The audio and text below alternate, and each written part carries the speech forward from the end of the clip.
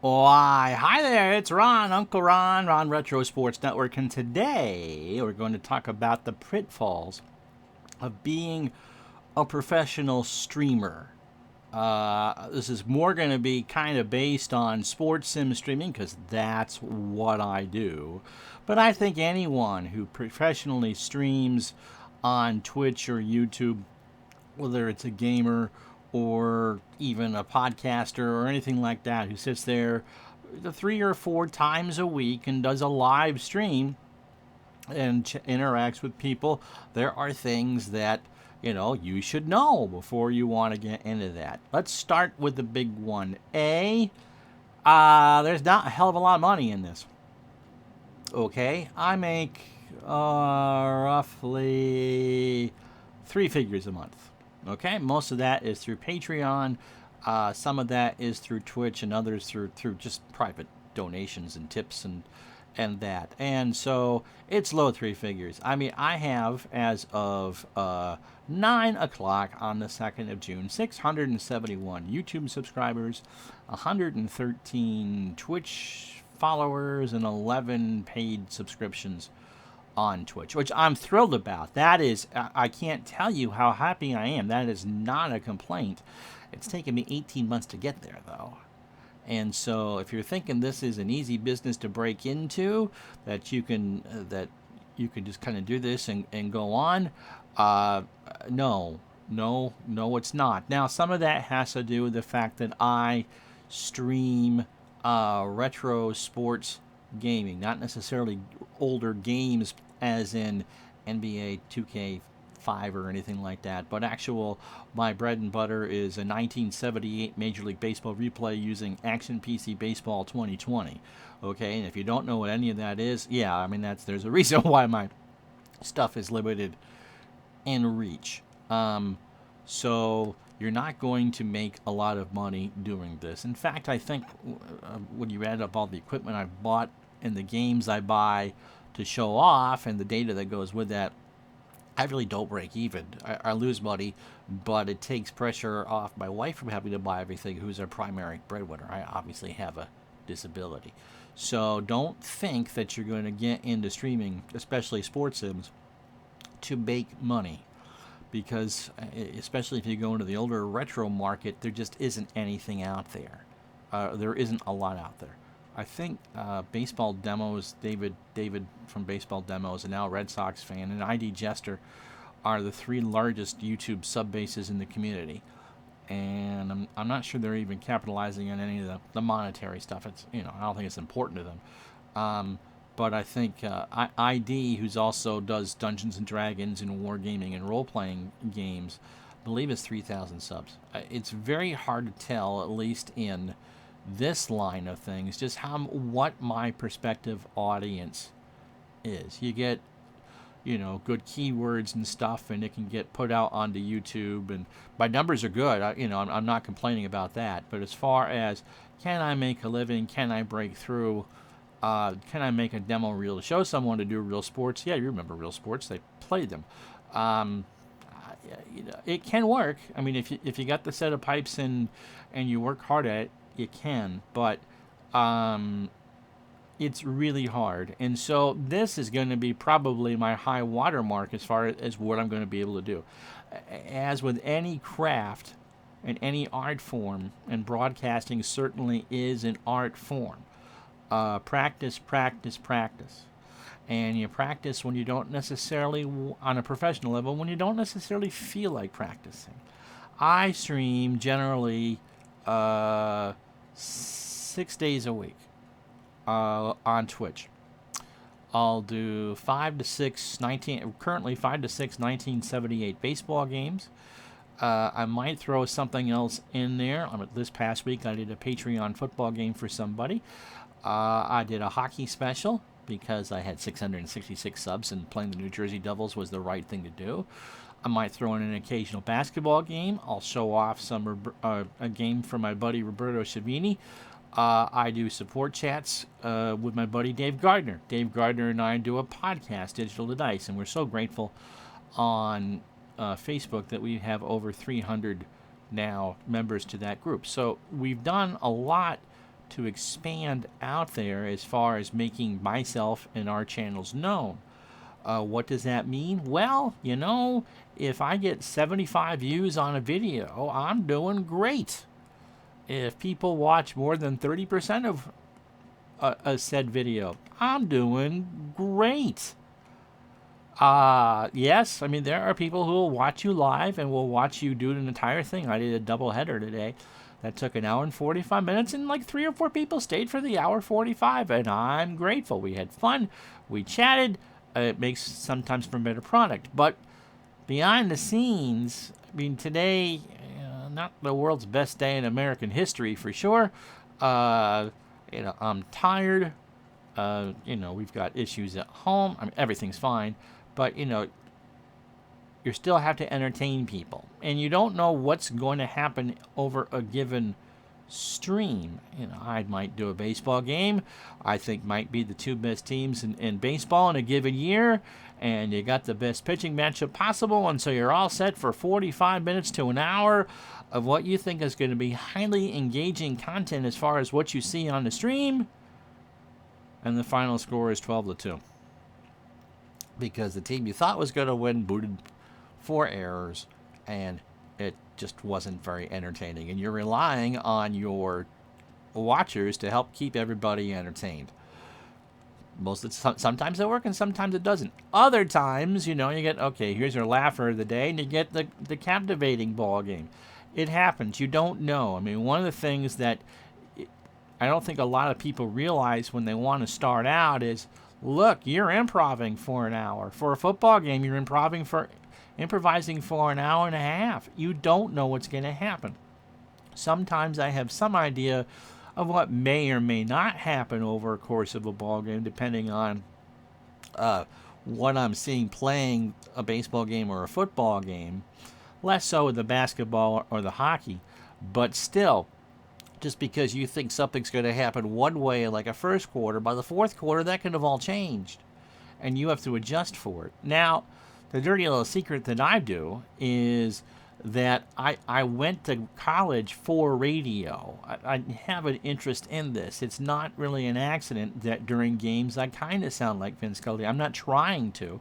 I'll throw in a Scully impression every once in a while, but this is what I wanted to do when I was a kid, and so that for me it makes it easier. There's Vin Scully and Keith Jackson and Dick Enberg and all those voices from when I was a kid in the 70s and 80s. That stuck with me just as much as George Brett and Larry Bird and Joe Montana. So that's that. So I don't want to say I'm classically trained in that because I wasn't going to make it in radio, and that's fine. The type of radio I wanted to do doesn't exist anymore. No one plays silly records at 7 in the morning and throws it to sports and news and all that. That's just not what people want anymore. They want to be either highly entertained or highly polarized or highly informed. And it's very hard to get a mix of all that. It's not what people want today. There's just too many choices in that. And look, just because I want to play a certain record doesn't mean that you want to hear it. And so there just isn't that. And so this is how I do my trade. I wrote for a while, and there's a lot of pitfalls in that. But as far as the broadcasting is concerned, I try my best to suspend the illusion or to give you the illusion that you're actually watching or listening to something that could have plausibly happened on a given date, on a given year, in a given sport. And some sports I'm better at than others. And that you're not watching a computer simulation of a dude on his bed in his bedroom doing this. Okay? There's a lot of stuff going on behind the scenes. We've got a computer that can process everything and live stream there. I got a hardwire into it so you get a consistent stream. I've got a second monitor beside me that I can read the chat and have my streaming software on that thing. Oh yeah, and I pay for the streaming software as well. In order for me to sound good, no one's ever going to say I look good, okay? It runs into things, and things that you do through trial and error. When I first started, it was 2 laptops ago, and the computer ran so hot that when I went to run a play... Oh, don't do that. Don't shut off. There we go. That's why I have to keep it going. I was running on a laptop that was hot to touch when I ran a play, that I was trying to run the game I was trying to play, the streaming software I'm using now, and maybe a web browser so I could see the chat that was going on, if that. And it was just too much for my computer. When I added a second monitor, I was able to add more elements. And that's the basic thing. And had to upgrade the computer so I wasn't burning myself when I was trying to play the game. Got the second computer, and then made the decision once all the COPA stuff started on YouTube about what they would do with, can you stream live? Are 13 or 12-year-old kids going to watch? No, a 12-year-old kid or a 10-year-old kid is not going to watch a hockey game between the 1978 Montreal Canadiens and New York Rangers. Sorry. Well, if they are, we'd like to have them, but I'm not aiming it for them. And so I made the decision to go to Twitch, which is a lot more processor power than YouTube. And so, again, there was another upgrade. So I had enough horsepower to run not only the sports games, but eventually it played some other things that weren't sports related. The thing with doing niche sports on the computer is your audience is limited. If you looked at my channel and went, you're not doing very well, in a grand scheme of things, no, I'm not doing very well. I'm doing this almost, I consider this my profession for almost 2 years, and I'm not even at 1,000 subs yet on YouTube. You know what? I'm thrilled with the number of subs I have. That's not a complaint. But it's taken me over 600 streams to get to that point. And some are good and some are not. And lots of mistakes are made. Even when you say, oh, you're very good at what you do. Well, thank you very much. I do appreciate the comment. And then I'll look over and see that and then flub up the next 3 plays because you get rattled. So some of the big pratfalls or pitfalls. You got to know what you're doing. And I think that's the toughest thing. You don't get experience until you actually do it. But every time you go out there and do it, you're going to get better. You got to go and listen to what you do before. You got to find out where your microphone is and how you sound, how things look. Are people being entertained? If you're sitting there doing something live and no one's really commenting, you're not going to get that instant feedback. Every once in a while, I'll have a snafu on the stream. Ron, I can't hear you. Ron, you're looking at yourself. Looking at you. You've just called an entire series and forgot to do that. Okay, it happens. You're going to make mistakes. Don't beat yourself up for those mistakes. They happen. But you got to learn from your mistakes. As I said a couple minutes ago, this is a craft. It's just like woodworking. It's just like learning to skate. It's just like sitting at a word processor and learning to write fiction, which I think is harder than doing this. You got to be comfortable with the sound of your own voice. You got to be able to look at that camera like I'm doing right now. I'm just staring at a lens. I'm being blinded by some lights. I got a studio. Oh yeah, we talked about building a studio that has enough light for people to actually look at for the 30 seconds in an intro you're going to be on camera. Yeah, that sort of thing. You got to know the software that you're using to stream and what it can do and what it can't do. I remember one of the first streams I ever did, I did it at like 540p, which to me, is better quality than standard definition television. But a couple people politely said, we can't read the stuff on the screen. And so eventually we went to 720, and then eventually I had the horsepower to do 1080p. That's a lot of horsepower for the computer. Just looking at me right now, my CPU is running at 9%, but my graphics card, because I'm streaming myself, and that's the most processor intensive, is running anywhere from 30 to 50%. Just to focus on me, and that's just to shoot 30 frames a second. And I've got a computer. I'm using a full gig on my graphics card, and I've got 32 meg on the computer for that. So these things are resource hogs to begin with. You got to know that. You got to know how to switch scenes. And because you're usually a one-man operation, you're chief cook and bottle washer, you got to do this on your own. I mean, there are people who stream on OBS who are very good who do games.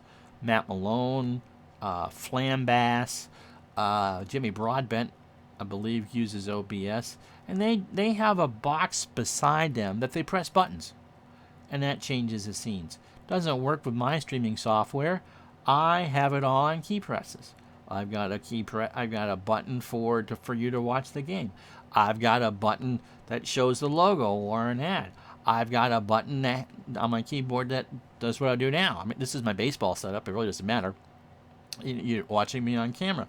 I've got a button for my Patreon thing. So when we show that off, you got to know how that works. You got to know roughly how much space you're recording onto when you do that. Plus, you got to be entertaining and seamless. This is a visual medium. And it's okay if you're not comfortable playing a play-by-play announcer. If you just want to, a good example of that's Dave Gardner, although Dave does an incredible job doing hockey. When he does something like baseball or football, or when he does the golf, or just something that he just wants to kick his feet up and relax with people there, he's not going to making sure that he's got the nuts and the bolts of pronouncing names correctly and knowing little bits about that and having people help him in the chat. He's there just to unwind. Okay, and that's great. Rob, with the exclamation point. He is great for just stopping and unwinding and chatting and being on camera, and that's his whole thing.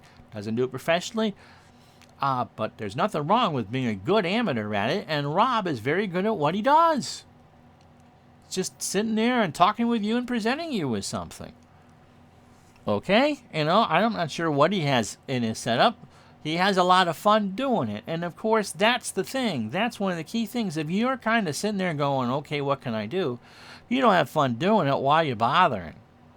Why are you bothering? But on the other hand, that's counterbalances. We all look at our numbers. We know who's watching. We know how long you're watching for. We know what you like. We know what you don't like. If you don't like what I do, I hear about it, and that's fine. It's the internet. That's what's supposed to happen. If you love what I do, I hear about that as well. I cringe, but I hear about it as well, and we try to do more. It takes a balance to do this on a regular basis, and it will burn you out. It will absolutely burn you out to sit here for an hour or two a day, 6 days a week, and do this stuff. I mean, I enjoy it. I like it. I have fun with it. But there are days that I sit here and do. This is a live presentation of Retro Sports Network. I don't want to be doing this. I want to be spending time with my wife. I want to be downtown getting some air. But I promised you a broadcast at this time, and unless I'm completely burnt out or real life happened, you're getting a broadcast at that time. That's part of being the professional part of that. Your talk show hosts at night, or who you watch, if they're going to record at 3 o'clock, they're going to record at 3 o'clock and upload it for 6 o'clock. If you're a late night fan, they need to have something to show you at 11:35 or 11. You can't throw a repeat on every night. You need new content, whether it's South Park, which does everything in a week, or what have you. And again, because this is sports sim of old replay seasons, does not have 40, 50,000 people watching at a stretch. You're entertaining a small audience. However you want to do that, you just got to be consistent with it. And if you're saying I'm going to do X, you better do X. If you can't be strict about, okay, we're going to do this Tuesday through Friday at noon Eastern, 9 a.m. Pacific, whatever it is that we're going to do, you can do what a lot of people do. I upload a video every Tuesday and Thursday. Something you want to watch.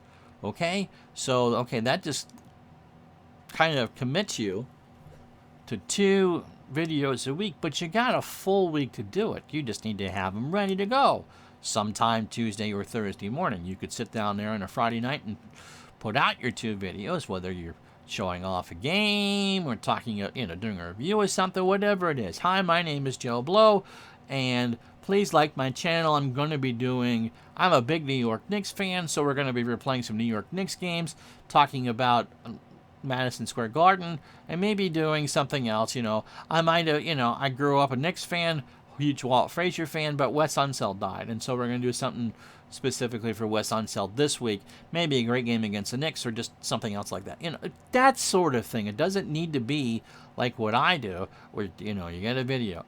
I've been tired the last few weeks, and so I'd forgotten to actually set my Twitch streams up to automatically schedule on YouTube. And so you lose kind of momentum that way. Go watch the game live on Twitch. That's great. That's what they want you to do. But my YouTube audience, well, where's your games? So I'm making sure that everything's going up, and I just get a couple more ready every day. As I tape this on the 2nd, I believe I have games scheduled to go through the 10th in a good another couple weeks after that. So there won't be any gaps. So that would be, if you're going to commit to something, no matter how big or how small, you got to stick with it. Now, as a beginner, you're going to flop around until you find something that you like to do and that people want to respond to. For instance, there aren't a lot of people who stream basketball and hockey. Wrestling streams do awful well. If that's your jam, do that. Again, as I said in the last video, you can get so much more mileage out of shooting something on your cell phone and uploading it to your computer. It gives you a high-definition picture. It gives probably a good view of what you're playing if you're doing a Cards and Dice thing. If you're playing a computer game, there's OBS, there's XSplit. There's things that you can do.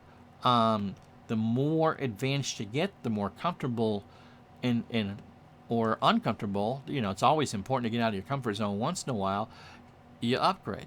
You upgrade and you upgrade and you show. And so I know for me that outside of the daily stuff that I do, which right now is a 1978 baseball season, we'll be doing some sort of football thing in the fall. And I've already said that we're going to do something between 46 and 60 next year for baseball. There will be a third baseball replay coming up in 2021.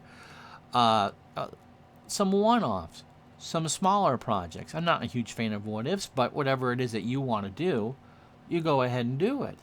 But again, if you're going to say, I'm going to do Project X that involves 35 or 36 or 40 or even a best of 7 series, then you better commit to doing that project and not move on to 6 or 7 other projects, because people are going to come to you expecting to watch all 78 baseball, for instance. If I stopped that and then did out a World Series in the middle of that, that's going to confuse your viewers. You don't want to do that. You want you want to be consistent.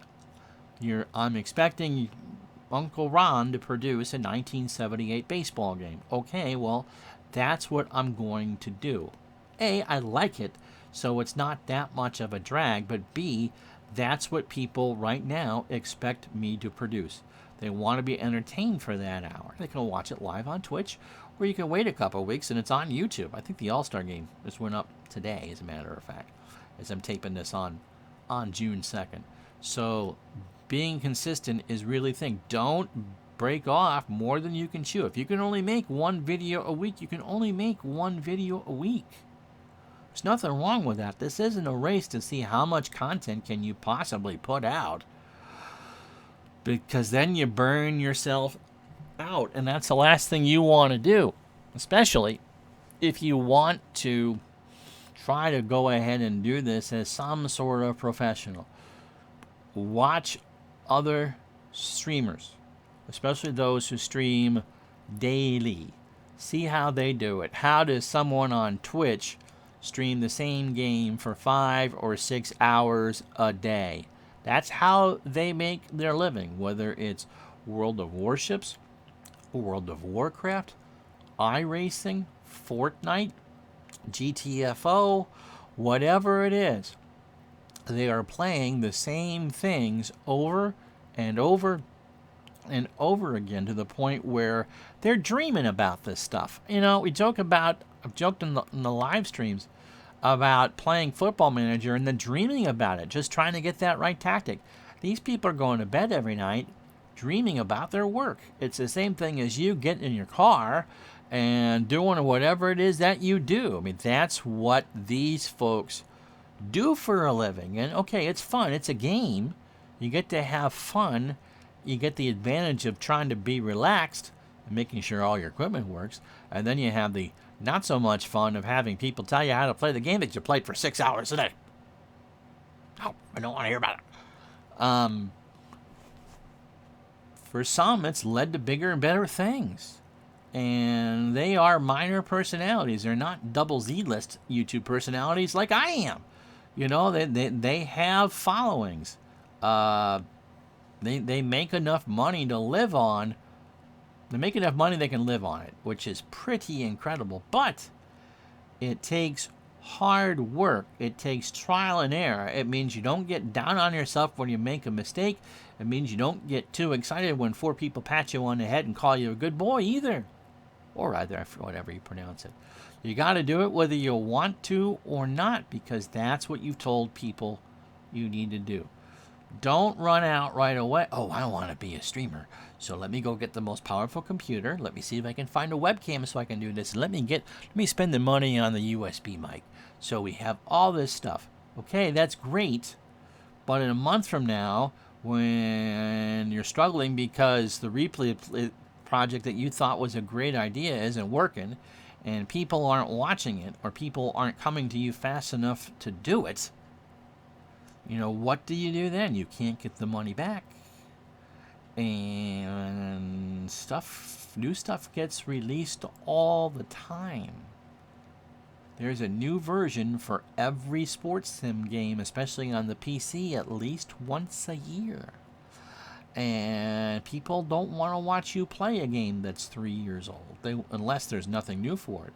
If you are using, let's say, Action PC Hockey 2016, well, version 2020 is coming out this year. They want to watch you play on that, and they don't want to hear why you haven't upgraded. That's what they're coming to do. We haven't even gotten into how to make things look good for search engines, what kind of descriptions do you write, how well do you interact with your audience, and that. I mean, this is nowhere near the amount of time that it took when I worked for less money to write about sports. You know, heavens to Betsy, we're not doing that, but it's still, for me, it's about 15, 20 hours a week. At least reading people's comments, responding to some, learning about other things, prepping for streams, prepping for the podcast, and learning. I mean, the other thing that you got to do is you are the student. If you're a streamer, doesn't matter what it is you stream, you are a student. You're going to learn something. You do not know everything there is to know about whatever it is that you're presenting, unless you actually played in the game and have watched it 700 times. You're going to learn something. And you're going to deal with people who have a different opinion than you. Sometimes they're right.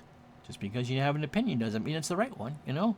And you got to learn how to manage a chat room while you're streaming live, and you have people talking about stuff you may or may not like, or politics, which is the absolute death knell of any stream, unless it's a political stream, of course, and that's what you're supposed to be talking about.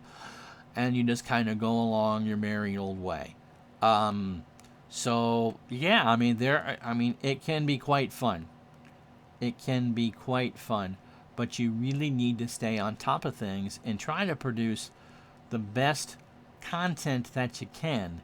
And your content 2 months from now should be better than your content from 60 days ago. You're going to learn along the way. And if you wait to be perfect, you're never going to get on. Okay? Don't think that you need to be perfect. And don't feel like you need to copy other people that you watch on streams. Okay? If your forte is not being a strict play-by-play guy, don't do strict play-by-play. If your forte is to be entertaining in how you play, then do that. If you just want to tell stories about your cat, for instance, oh, by the way, that's Bowl 3, and that little diva of mine climbed up and ripped down an ABC Sports banner. Oh, God, I've been going on for a half hour. Then do that. Don't sit, you gotta be yourself. But it takes a lot of work Don't. It's kind of like writing. Everybody talks about, oh, I want to be the writer. I want to write the great American novel. Honey, you sit down and write 1,500 words of fiction and tell me how you feel afterwards. It literally is like cutting your wrist open and bleeding words onto a page. That's not what this is about. But when you realize about the third time you don't know how to entertain an audience, you don't know what you're doing, and you're not familiar with the game, it's not going to seem like it's a lot of fun.